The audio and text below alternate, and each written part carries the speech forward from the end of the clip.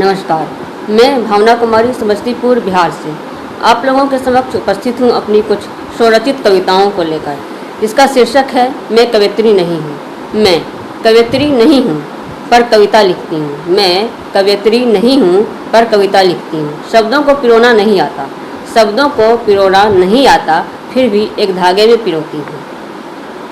शायद कुछ लिख दूँ, शायद कुछ लिख दूँ इस ख्याल से हर बार, शायद कुछ लिख दूँ इस ख्याल से हर बार कुछ लिखने की कोशिश करती हूँ। मैं कवयित्री नहीं हूँ पर कविता लिखती हूँ। बस यूँ ही लिखते लिखते, बस यूँ ही कुछ लिखते लिखते शब्दों की एक माला बन जाती है। बस यूँ ही कुछ लिखते लिखते शब्दों की एक माला बन जाती है। जब कुछ ख्याल मन में आता है, जब कुछ ख्याल मन में आता है तो उसे कोरे कागज़ पर उतारकर खुद को कवयित्री समझ बैठती हूँ। जब कुछ ख्याल मन में आता है तो उसे कोरे कागज़ पर उतारकर खुद को कवयित्री समझ बैठती हूँ। मैं कवयित्री नहीं हूँ पर कविता लिखती हूँ। मैं कवयित्री नहीं हूँ पर कविता लिखती हूँ। माँ कहती है कभी न बैठो खाली। माँ कहती है कभी न बैठो खाली, इसलिए कोरे कागज़ पर कुछ शब्दों को पिरोती हूँ।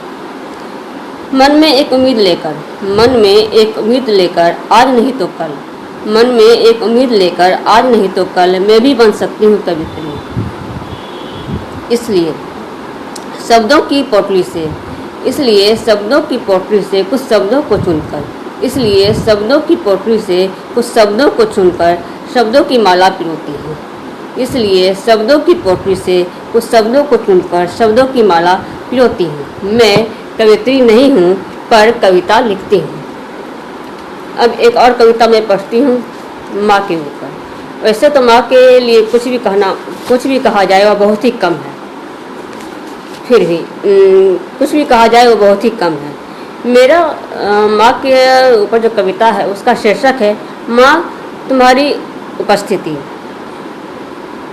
माँ तुम्हारी अनुपस्थिति में न जाने मुझे क्या हो जाता है। माँ तुम्हारी अनुपस्थिति में न जाने मुझे क्या हो जाता है। लाख कोशिशों के बाद भी रोटियां गोल नहीं बनती। लाख कोशिशों के बाद भी रोटियां गोल नहीं बनती। गैस पर रखी दूध उबलकर न जाने कहां से कहां बह जाती है। गैस पर रखी दूध उबलकर न जाने कहां से कहां बह जाती है। सब्जियां जलकर राख हो जाती हैं, और तुम्हारी उपस्थिति के एहसास मात्र से ही पहली प्रयास में ही रोटी गोल तो क्या गुब्बारे की तरह फूलकर तवे से बाहर निकलती है। रोटी गुब्बारे की तरह फूलकर तवे से बाहर निकलती है। दूध उबलकर बहती नहीं। गैस पर पतीले में रखे रबड़ी बन जाती है। सब्जियां जलकर राख नहीं होती। सब्जियां खाने वाले हमसे जलकर राख हो जाते हैं। सब्जियां जलकर राख नहीं होती। सब्जियां खाने वाले हमसे जलकर राख हो जाते हैं। और तब समझ में आता है माँ तुम्हारी उपस्थिति हमारे लिए क्या मायने रखती है।